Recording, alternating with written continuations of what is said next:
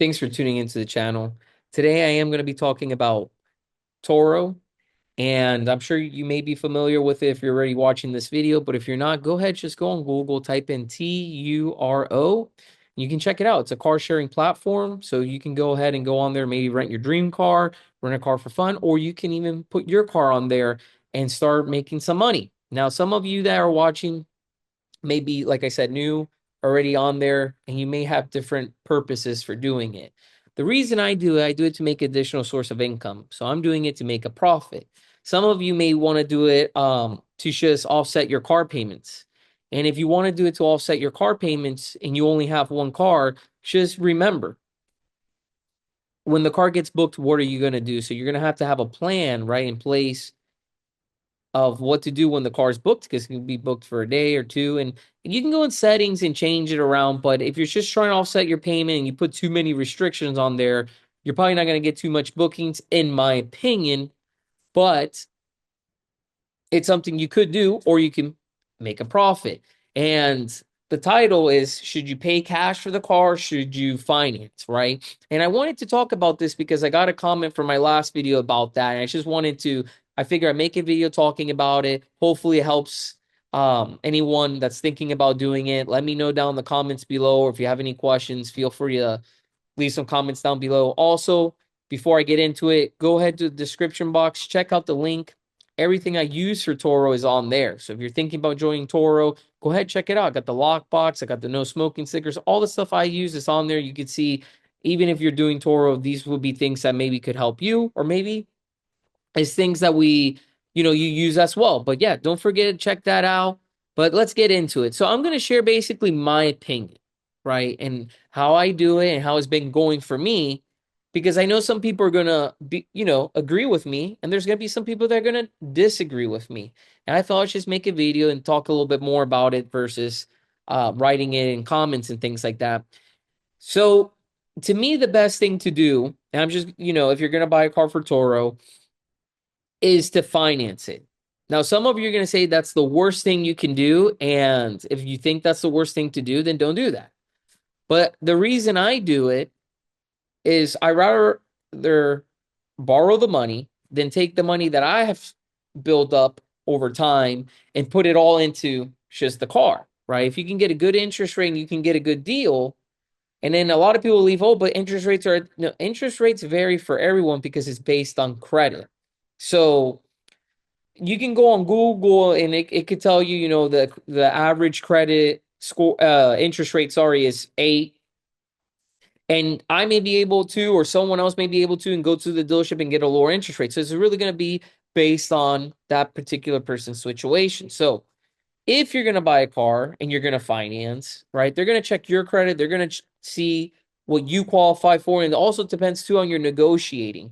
Some dealerships allow negotiating. Some dealerships will try to convince you that this is the best rate when in reality it's not, because they make some money on that. So it really falls on the person, right? So you got to be, credit, your negotiating skills, all these things are going to play into a factor on the deal that you get. But if you can get a decent interest rate, something I believe 6% or under, and these interest rates do exist and can happen. If you go on some of these car dealership websites, you can click on specials and they'll have special APRs because they want to get some cars moving. Believe it or not, cars are not selling like they used to. And that may be easy to believe because a lot of you, if you're, going to a grocery store, you've been to a car dealership, you're out there, you see things are really expensive. So what are these big companies doing? They're creating specials, they're creating incentives. Now, when it comes to cars, if you go right to the car dealership, you don't see the incentives sometimes right away, right? Because it's a business. They want to make as much money as they can. So if you've seen some of my past videos, what I talk about, it's important if you're thinking about buying a car, educate yourself. Go on the dealership's website, go on their specials, go on that manufacturer's website, see what they're offering. Learn everything you can before you go there. Don't just go based off these sales individuals. Some of these sales individuals are great, some are not, right? So you got to do your homework and shop around, go to multiple car dealerships. But some of you are going to say cash is the best way. And if you think that is, do it. But I say financing. The reason is this: it took you a while, I'm assuming, to save up your money. So let's say you say I'm gonna buy a brand new car, I'm gonna buy a Toyota Corolla, and they're about 21, 22,000 on the window, negotiate out the door. Out the door, this is tax tag and stuff. You're probably looking, 25 or close to it. If you have $25,000 and you put it all into a vehicle, you just took out maybe all your money or a large part or a decent part of this money that you saved up that you could have kept on your side, right? So if you finance this Corolla and you got a good deal, a decent interest rate, you can put that car to rent. You still have all your money. So if something goes wrong, guess what? You have that as an emergency fund, right? If you paid for it cash, that money's gone. It's all put into this car. If this car got stolen, it gets crashed or whatever, all your money's tied into it, or part of your money, or whatever, however much that is of the money you saved up, right, will be tied into it. If you take the car now, you finance, you got a good deal, you put it to rent, that car will start bringing you an income. And yes, you can make a profit on Toro. It depends on you. I do it. So you can make a profit on this car with money that you borrowed. And you can take the other money that you have saved up and you can invest it in the stock market. Now, some of you guys say, "Oh, that's the worst thing ever." Based on what? Are you in the stock market? Did you buy penny? What stocks did you do? Because there's stocks out there that are riskier than others, right? So if you're trying to do a rich, quick scheme, whatever, and you go in the stock market, you have a great chance of losing your money because those are really risky. But if you bought into, this ain't Nvidia, or you're going to buy into Amazon or Tesla, one of these big companies, most likely you're not going to lose your money. You could, but most likely over time, long term, your money will continue to grow. Also, if you want to do something more secure, you can do ETFs and things like this. Some people say, well, the market's going to crash every year. I hear that the market's going to crash. Every year, I hear the housing bubble is going to burst. Every year, something bad's going to happen, right? And a lot of this, I think, is just to scare you to do nothing. And in my opinion, I think it's best, you gotta, do the math. I call it calculated risk. Do you want to just continue being where you're at, or do you want to try some things maybe that you might not be comfortable with, but are in your mind? You want to try some new things, maybe to create more income for yourself, to have an additional source of income. And to do these things, usually you take some type of risk. But like I said, in my opinion, I'd rather finance the car. That's what I do on Toro. I've made money doing it. And the money that I've saved up and things like that, I'd rather put it into an ETF, into stocks, not penny stocks, stocks that I just mentioned. And over time, because I've done this for a while, and stocks I've done even longer, I've long term I've had I have a return on it. Yes, the stocks are like a roller coaster, but you don't lose till you sell. So if you haven't sold, you haven't lost. So if stocks are going down, why would you sell? Right? Just hold on to it. Most likely you'll be okay. Now I know there's stories about how some people invested in a big company and it hasn't gone well. Again, is risk, right? There's no guarantees in life, but there's calculated risk and there's bigger risk than others. That's what I do. I'd rather put my money in the market. If I'm too worried about the companies, I would put it into an ETF where it's diversified for you, less likely that you lose the money, and you're most likely long term gonna end up having a great return. And if you work a 9 to 5 and you have a 401k, that's what they're doing with your money. They put in a target date fund, and over time, they plan that you're gonna be in the green. And if you watch, if you go back and you look at these companies, you look at the charts, you'll see they're up and down, they're up and down, they're up and down.